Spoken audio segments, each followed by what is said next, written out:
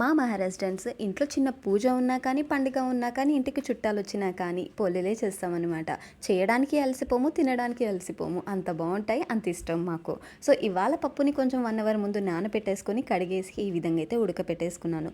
ఒక్కసారి పప్పు ఉడికిన తర్వాత ఇందులో నుండి వాటర్ అంతా తీసేసి చారు కోసం పక్కన పెట్టేశాననమాట. కొంచెం వాటర్ ఉంటుంది, అది కూడా వెళ్ళిపోయేంత వరకు కుక్ చేసేసుకొని, ఇందులో కొంచెం నెయ్యి, ఇలాచీ పౌడర్ వేసుకోవాలి.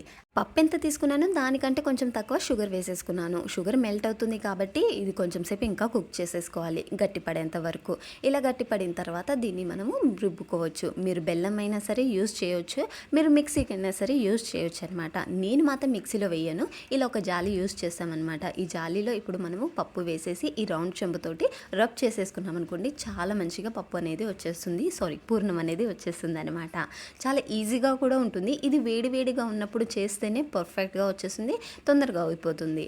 మీరు మిక్సీలో వేసినా ఇంత పర్ఫెక్ట్గా రాదు. సో ఇది ఒకసారి ట్రై చేయండి. మేమైతే పోలేలు ఇలా చేస్తాము గోధుమ పిండితోటి.